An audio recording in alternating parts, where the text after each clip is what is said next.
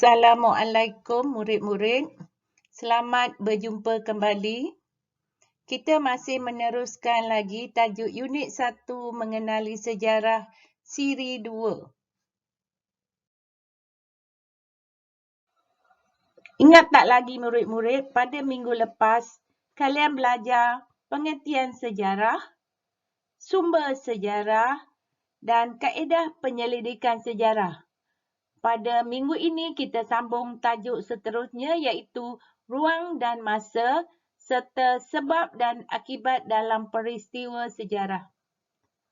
Perkara yang akan kita pelajari pada hari ini ialah 1. Membezakan konsep masa dan ruang dalam sejarah. 2. Menghuraikan sebab dan akibat dalam peristiwa sejarah. Mari sama-sama kita mempelajarinya ya murid-murid. Ruang dan masa. Murid-murid, sejarawan menggunakan urutan masa untuk mengkaji peristiwa sejarah yang telah berlaku. Setiap peristiwa berlaku disusun mengikut urutan masa untuk membolehkan kita mudah faham tentang sesuatu peristiwa sejarah. Setiap peristiwa yang berlaku akan disusun dari mula berlaku sehingga berakhir peristiwa itu. Murid-murid, urutan masa bermaksud kronologi. Kronologi ialah rentetan peristiwa yang berlaku mengikut urutan masa. Konsep masa ini dapat dibahagikan kepada dekad, abad, alam.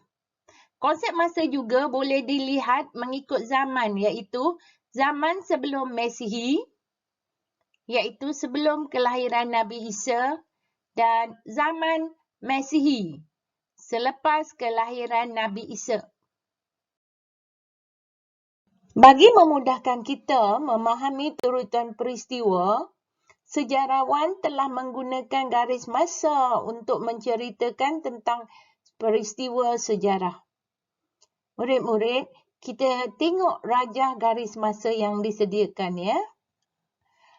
Yang warna merah jambu ni ialah zaman sebelum Masihi, iaitu zaman sebelum kelahiran Nabi Isa, dan yang ungu ini ialah zaman Masihi, iaitu zaman selepas kelahiran Nabi Isa. Kalau kita tengok di sini ada satu dekad ya yang berwarna merah ni ya. Satu dekad. Satu dekad bermaksud 10 tahun Masihi.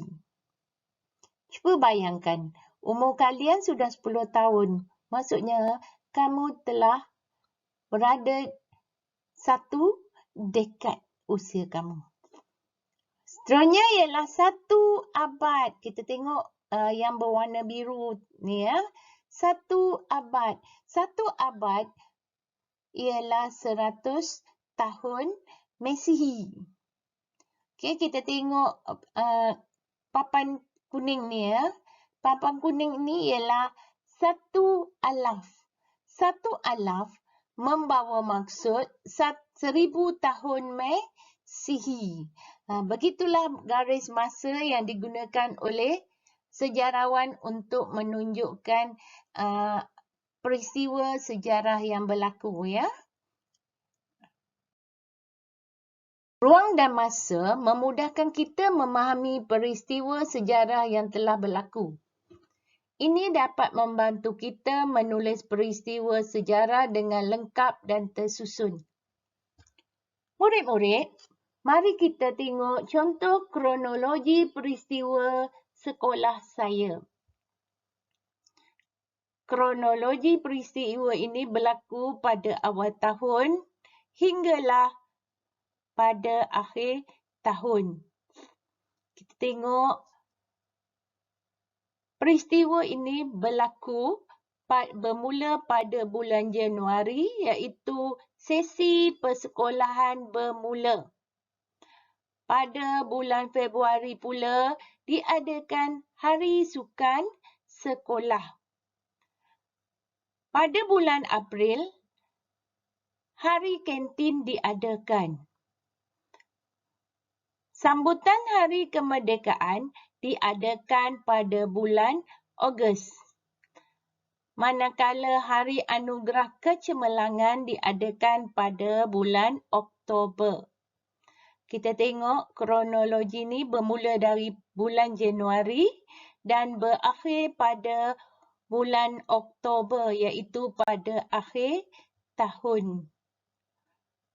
Cuba kalian fahami kronologi peristiwa ini.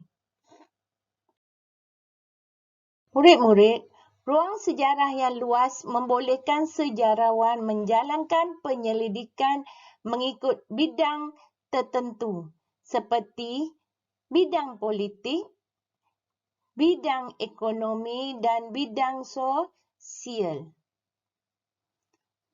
Apabila kita belajar tentang ruang dan masa, kita akan dapat memahami sejarah yang telah berlaku dengan mudah. Dengan cara ini, kita dapat menulis peristiwa sejarah dengan lengkap dan tersusun.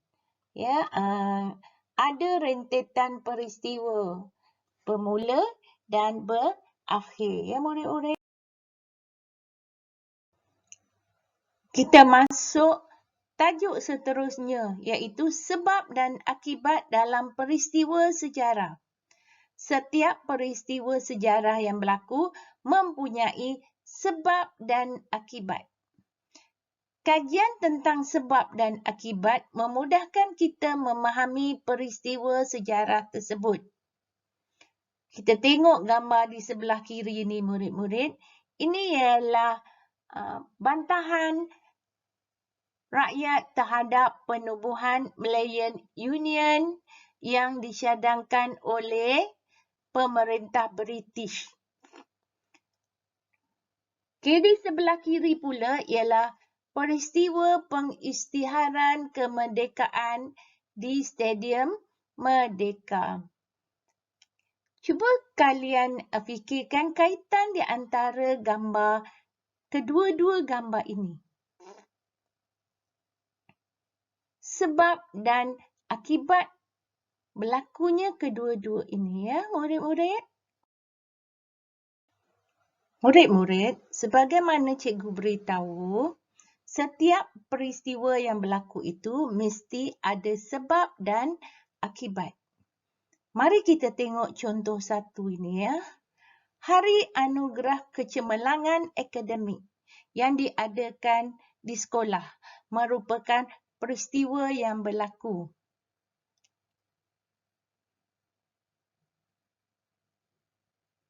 Hari Anugerah ini diadakan untuk menghargai usaha murid-murid yang memperoleh kecemerlangan dalam bidang akademik.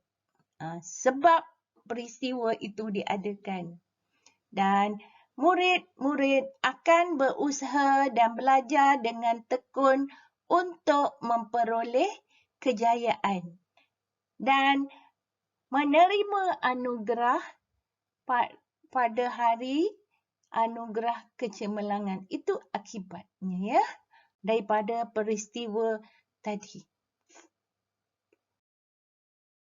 Kita tengok contoh kedua. Peristiwa yang berlaku ialah kemerdekaan Persekutuan Tanah Melayu pada tahun 1957. Apa sebabnya berlaku, murid-murid? Ini berlaku disebabkan oleh penjajahan British ke atas Tanah Melayu. Akibatnya, rakyat berjuang untuk membebaskan Tanah Melayu daripada penjajahan British ini. Lihat, setiap peristiwa yang berlaku mesti ada sebabnya dan ada akibatnya. Dan akibat dalam peristiwa sejarah akan menimbulkan perasaan ingin tahu tentang mengapa peristiwa itu berlaku dan bagaimana, iaitu cara peristiwa itu berlaku serta kesan peristiwa sejarah yang telah berlaku, kesan kepada manusia, kepada alam sekitar atau masyarakat. apabila kita dapat memahami tentang sebab dan akibat sesuatu peristiwa yang berlaku, kita boleh menjadikannya sebagai iktibar dan pengajaran daripada peristiwa sejarah tersebut. Contoh yang paling dekat dengan kalian, luka cari. Ya, sebabnya ialah bermain dengan pisau. Kesannya, kalian akan berhati-hati ketika menggunakan pisau bagi mengelakkan berlakunya kecederaan. Itulah peristiwa dan iktibar yang kamu peroleh. Murid-murid, kesimpulan yang kita boleh ambil dari tajuk yang kita pelajari ini, 1. Mengetahui pengertian sejarah membolehkan kita memahami peristiwa sejarah dengan jelas dan mudah. 2. Mengetahui tentang peristiwa sejarah menjadi jelas jika kita mengkaji sebab dan akibat suatu peristiwa itu berlaku. 3. Menguasai kemahiran ilmu sejarah mewujudkan perasaan sayang dan ingin berbakti kepada negara. 4. Semangat sayang akan negara dapat mengukuh hubungan dalam kalangan warga negara. Dan kelima, hubungan kukuh dalam kalangan warga negara akan dapat memastikan keamanan dan kedaulatan negara terjamin. Oleh itu, belajarlah mempelajari sejarah negara kita. Murid-murid, sampai di sini sahaja pembelajaran kita pada hari ini. Cikgu harap kalian berusaha untuk mengetahui sejarah negara. Murid-murid boleh membaca buku untuk menambah pengetahuan tentang tajuk ini ya. Sekian, terima kasih. Assalamualaikum.